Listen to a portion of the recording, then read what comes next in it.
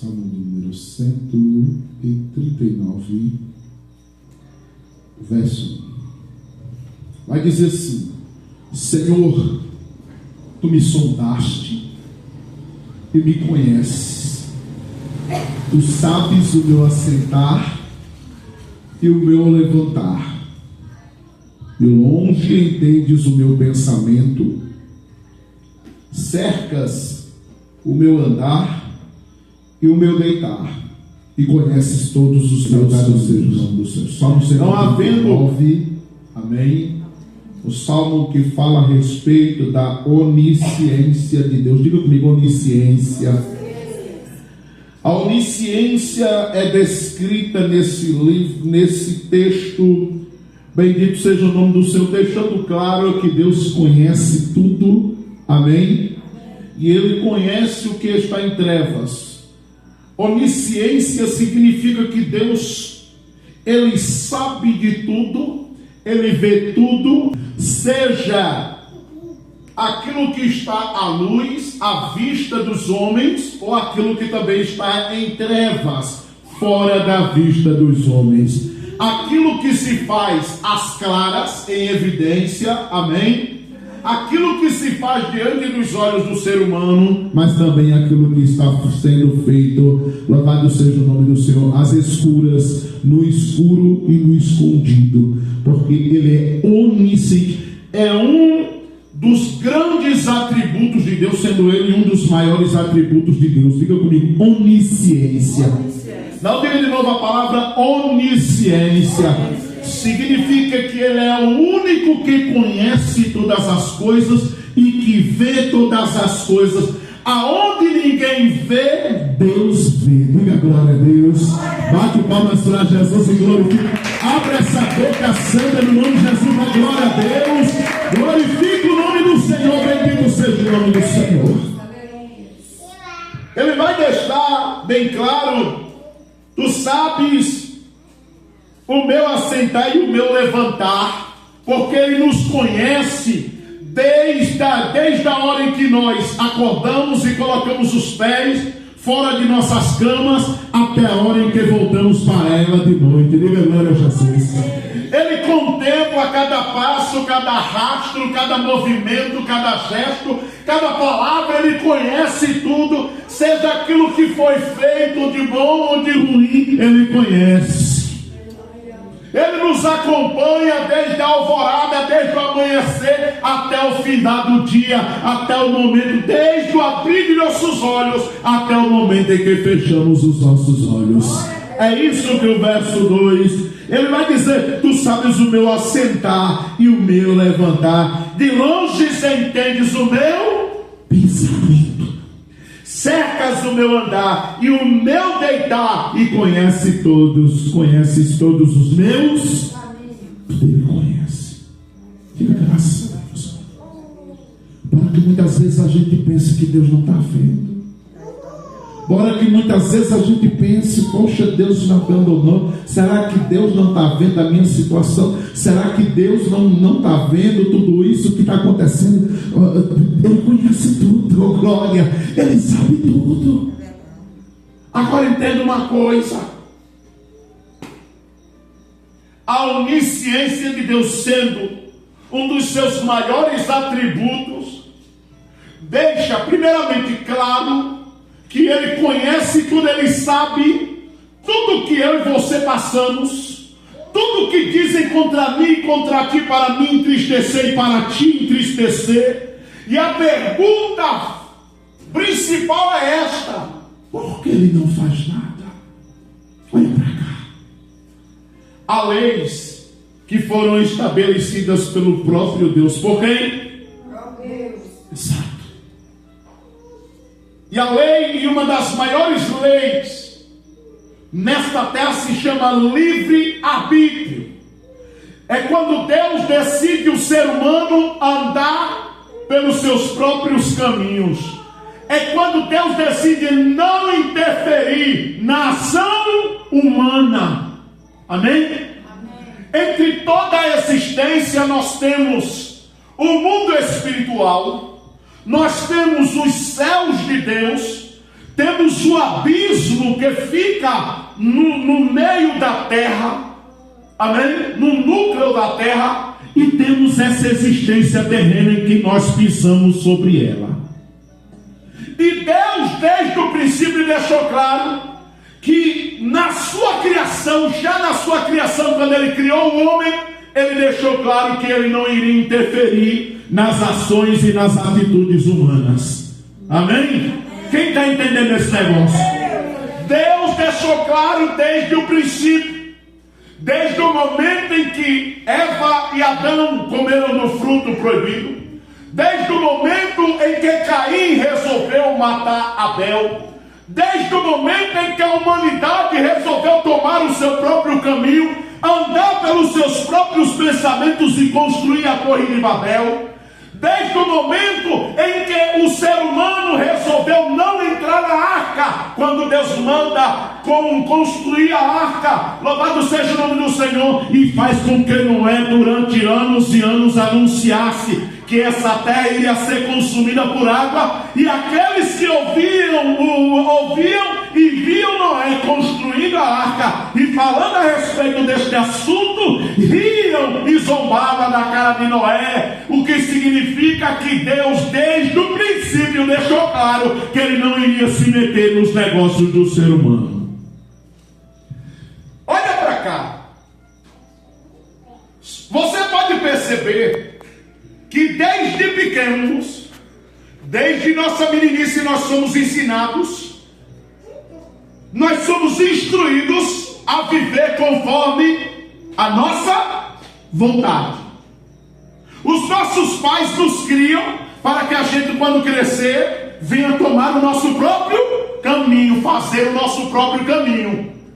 O ser humano, ele tem raciocínio, ele tem inteligência o suficiente para tomar suas próprias decisões, e Deus criou o ser humano dessa maneira. Quando Ele cria um ser humano, entenda bem, não existe em todo o universo outro ser, vou falar de novo, não existe em todo o universo, em toda a existência, outro ser como o ser humano, que tenha um raciocínio tal, que venha tomar e que possa tomar as próprias decisões. Amém?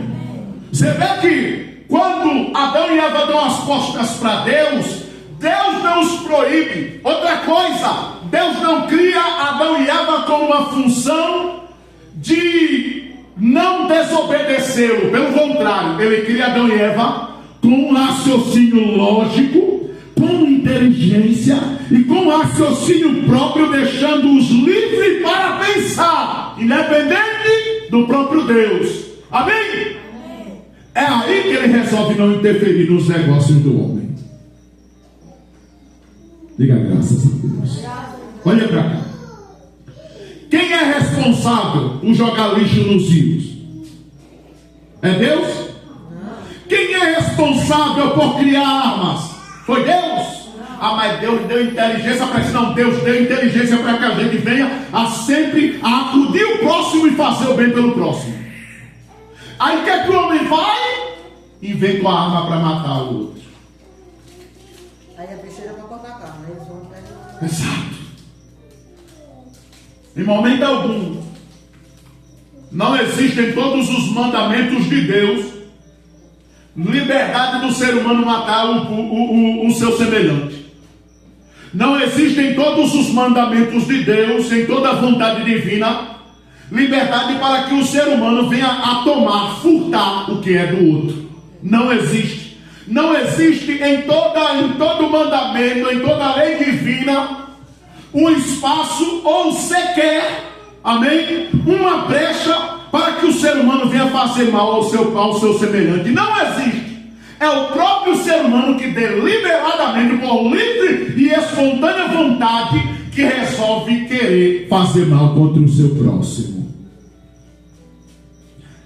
Aí vem a resposta. Primeiro vem a pergunta: por que Deus não faz nada? Aí vem a resposta: Deus desde o princípio resolveu não se meter nos negócios do homem. Só que, olha para cá, um belo dia, Como sempre, Deus está no seu cantinho no céu, sim ou não? Sim. Sim ou não? Sim. Aí o ser humano entra numa enrascada grande e olha para cá.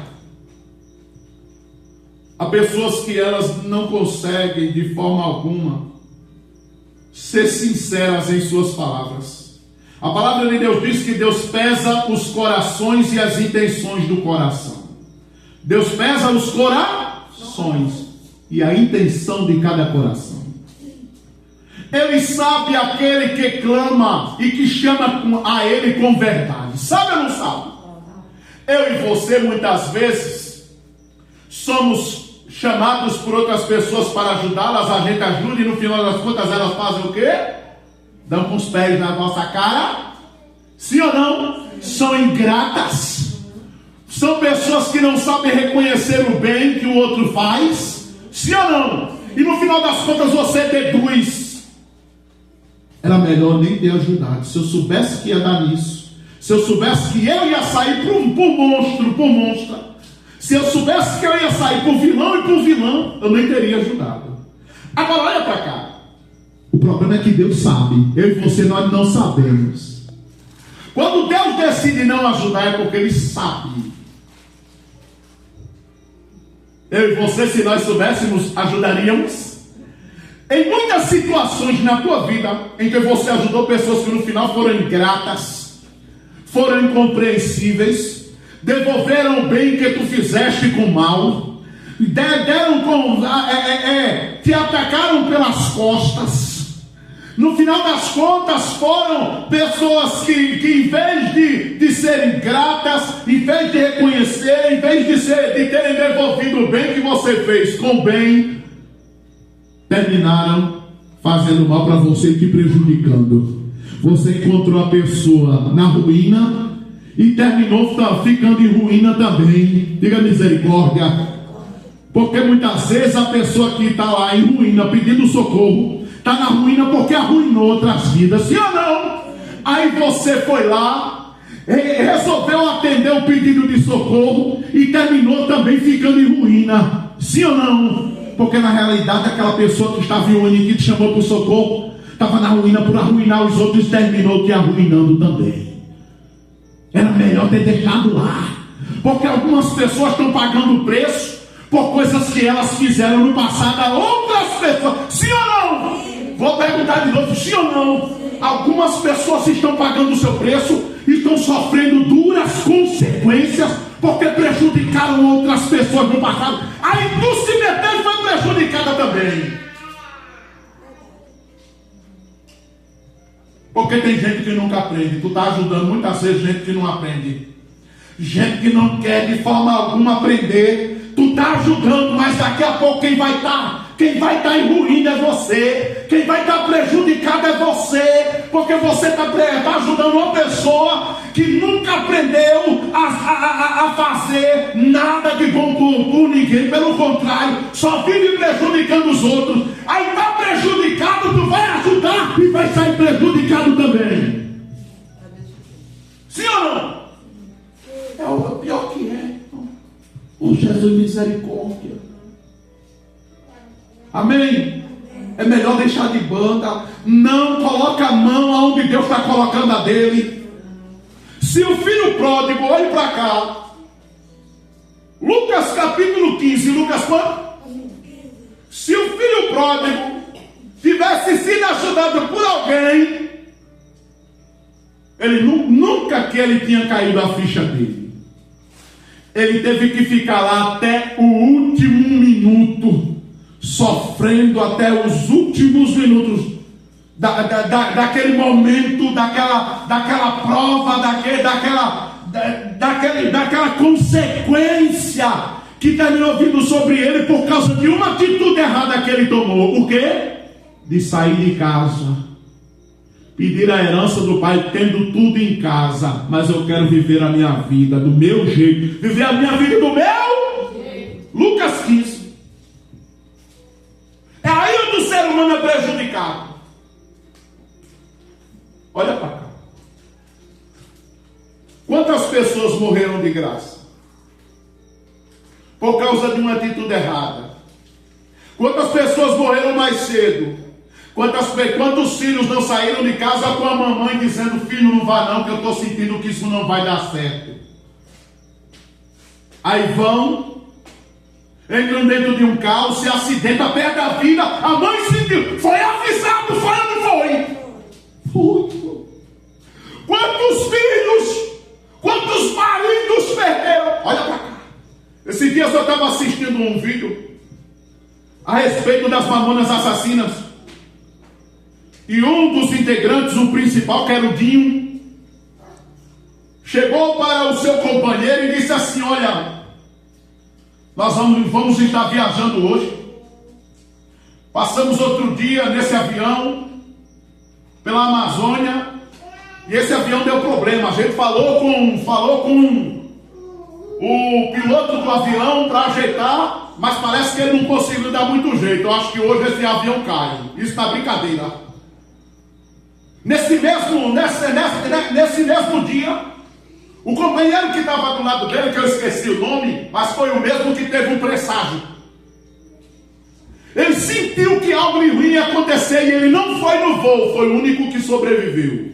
Mas o Dinho, na filmagem, já tinha dito que o avião estava com problemas e eles iam embarcar.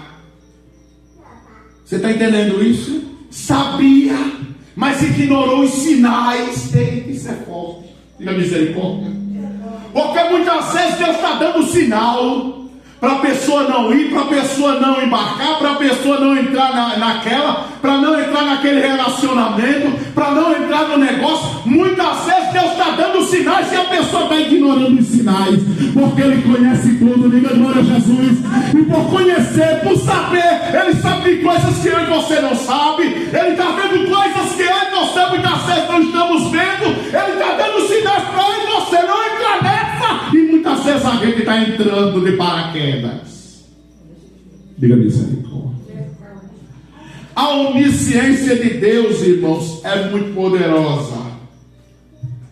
E mesmo Ele deixando claro que não se meteria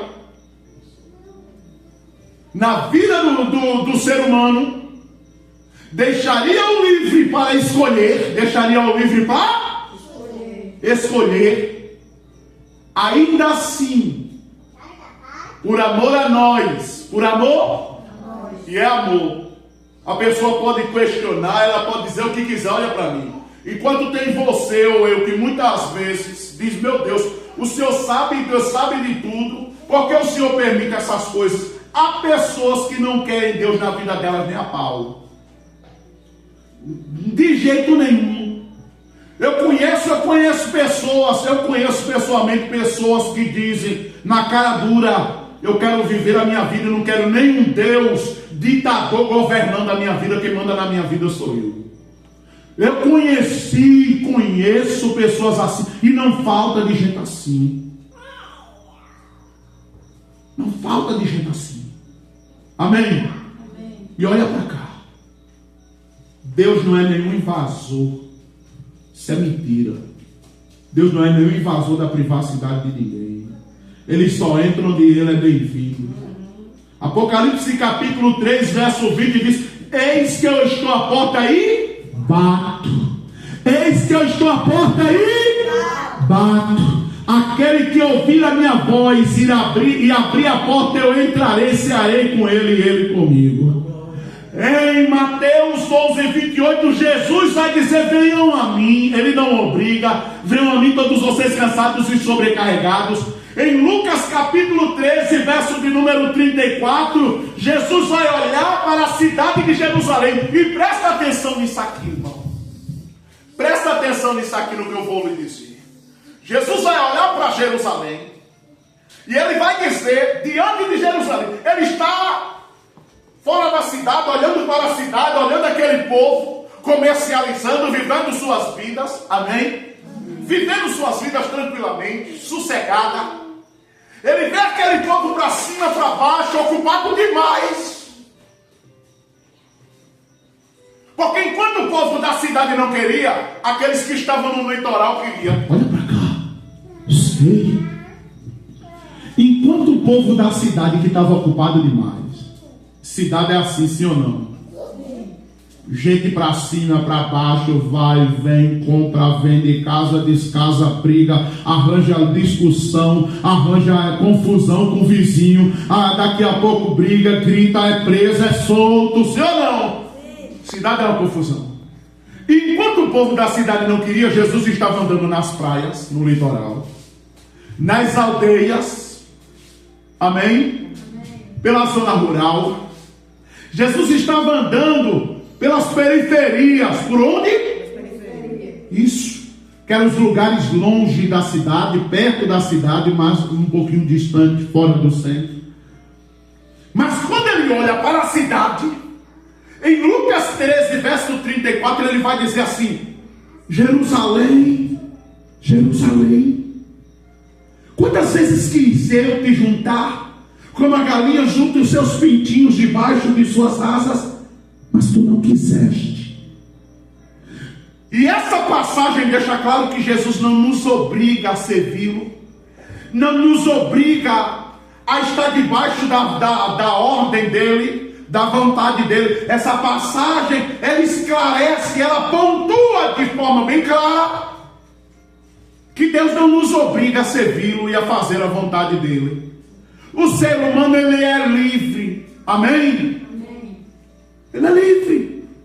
Só que as pessoas não querem. Não somente essa passagem, como todas as outras.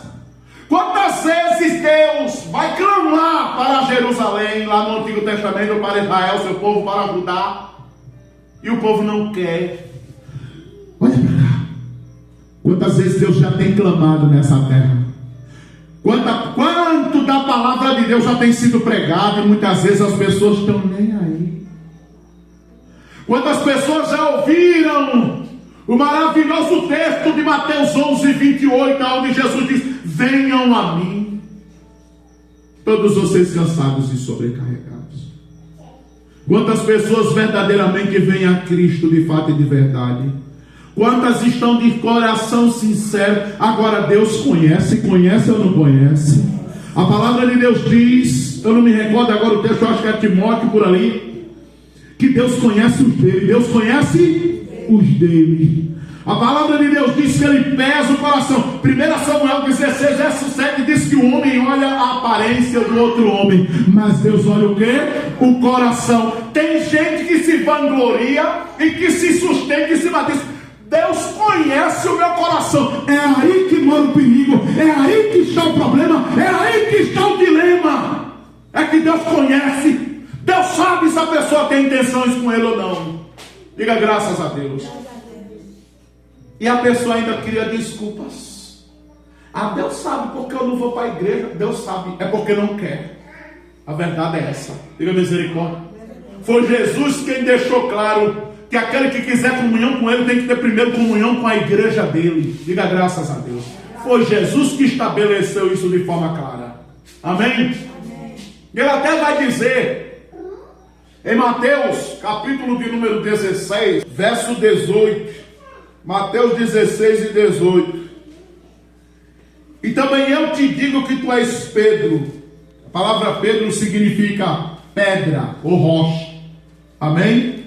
E sobre essa pedra, sobre essa rocha, Jesus fazendo referência a ele mesmo. Porque Jesus é a rocha. Diga graças a Deus. Sobre essa rocha edificarei a minha igreja, e as portas do inferno não prevalecerão contra ela. Sobre essa rocha edificarei a minha igreja. Amém? A igreja de quem? De Cristo. Em Mateus 18, verso de número 20, ele diz: onde estiverem dois ou três reunidos em meu nome, ali estarei eu no meio deles. Diga graças a Deus. Amém, irmãos? A própria palavra de Deus, em Mateus 18, se não me foge a memória, posso estar equivocado, Jesus vai deixar claro que se o irmão pecar contra outro, ele levará duas testemunhas. Ele repreenderá esse irmão pessoalmente e particularmente. Se porventura esse irmão não ouvi-lo, ele levará consigo 2 testemunhas. Amém, irmãos? E se no final ele ainda não ouvir, ele levará a igreja. Levará onde? Mateus 18, abre aí. Glória a Jesus. Bendito seja o nome do Senhor. Aleluia. Amém. Verso 15. Amém? Ora, se teu irmão pecar contra ti, vai e repreende-o entre ti e ele só. Se te ouvir, ganhaste a teu irmão. Mas se não te ouvir, leva ainda contigo 1 ou 2, para que pela boca de 2 ou 3 testemunhas toda a palavra seja confirmada. E se não os escutar, dize-o à igreja. Dize-o a quem? A igreja. Em Mateus 16, verso 18, Jesus Cristo diz que a igreja é de quem? É dele. A igreja é de quem? Dele. É de Cristo. Amém? Não tem como a pessoa querer ter comunhão com Deus, não querer ter comunhão com a igreja. Olha aí. E se não as escutar, diz-o à igreja. E se também não escutar a igreja, considera-o como gentil e publicano, como um pagão e um cobrador de impostos. Considera-o como um pagão e um cobrador de impostos. Não tem como ter comunhão com Cristo sem ter comunhão com a igreja. Isso é conversa, porque a igreja é o corpo de Cristo. 1 Coríntios capítulo 12, verso 12. A igreja é o corpo de Cristo. Logo, quem tem comunhão com o corpo de Cristo está tendo comunhão com o próprio Cristo. É verdade. Amém? Amém. Diga graças a Deus. Não tem como. Amém, irmãos? Não amém isso. Eu e você possamos entender isso. Põe de pé em nome de Jesus. Oh, glória. Louvado seja Deus. Põe de pé.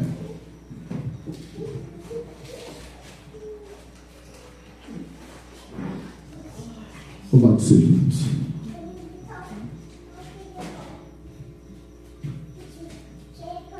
Deixa eu voltar para o assunto. Amém? Pelas razões corretas e pelas melhores razões entramos nesse tópico. Diga graças a Deus. Mas deixa eu voltar para o assunto. Olha para cá. Deus conhece tudo, conhece ou não conhece. Ele sabe. Amém? Não adianta a pessoa ficar criando desculpa. Não vem para a igreja porque não quer. Amém? Porque ele conhece, ele é onisciente. Diga isso. Ele é onisciente. Salmo 139. Senhor, tu me sondas e me conheces. Tu sabes o meu assentar e o meu levantar. De longe entendes o meu pensamento. Ele sabe. Sim ou não? Ele sabe. Não adianta o homem dar desculpa. Adianta, irmão? Não adianta. Outra coisa, se Deus permite certas situações, foi porque Ele mesmo estabeleceu. Não se meter nos negócios do próprio ser humano. Ele mesmo criou esse parâmetro, essa lei universal, Ele mesmo quem criou e decidiu não se meter nos negócios do ser humano. Agora olha para cá. Só que a palavra dele diz que cada ser humano que pisou sobre esta terra vai prestar contas com ele. Amém? Alguns já pagam o seu preço logo cedo, sim ou não? Sim. Vão pagar nesta vida e na vida por vir. Tem gente que diz assim: tudo que o cara tem de pagar, o cara paga nessa vida. Sim, vai pagar nessa e na outra. Ou o ser humano, ele plantou o bem para colher o bem nesta vida e na outra vida, ou ele não plantou nada, ou ele plantou o mal. E plantar nada é a mesma coisa que plantar o mal. Porque a pessoa que ela, olha para cá, a pessoa que ela, meu Deus, a pessoa que ela se calou, amém?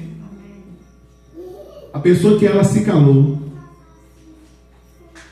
que ela não resolveu tomar uma posição, uma atitude, a palavra de Deus diz que essa pessoa será vomitada da boca de Cristo. Não existe essa, eu nem opto pelo não, nem opto pelo sim, prefiro ficar neutro. É aí que entra Mateus 5, e 37. Mateus 5, enquanto igreja? 37. Toda palavra de vocês seja sim, sim, ou não, não. Pois o que passa disso vem de procedência maligna. O diabo, quem vive neutro, quem não se posiciona. Amém? Infelizmente. 1 Reis 18, verso de número 21. A palavra vai dizer o seguinte: que vocês não venham cochear, que vocês não venham estar divididos em dois pensamentos. Se Deus é Deus, sigam a Ele. Se Baal é Baal, sigam a Baal. Eu tenho que saber se eu quero realmente seguir a Deus ou seguir aquilo que não é Deus. Não posso estar dividido em dois pensamentos. 1 Reis 18, verso 20. Não estejam divididos em dois pensamentos. Apocalipse capítulo 3, verso 16. Ou és frio, ou és quente, porque morno eu te vomitarei da minha boca. Tiago vai dizer, amém, que a gente não pode estar em duplo ânimo.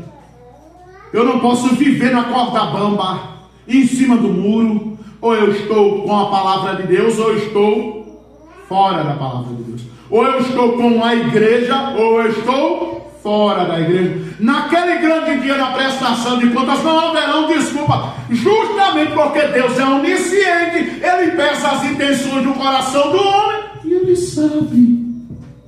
Amém? Mas Ele convida. Diga graças a Deus. Deuteronômio 30, verso 19. Fecha teus olhos. Eis que ponho diante de ti a vida e a morte, a bênção e a maldição. Aí ele diz assim: escolham a vida. É impressionante como Deus, Ele nos dá a opção de escolha. Ele não nos força. Sabe quem é que força? Os homens da terra.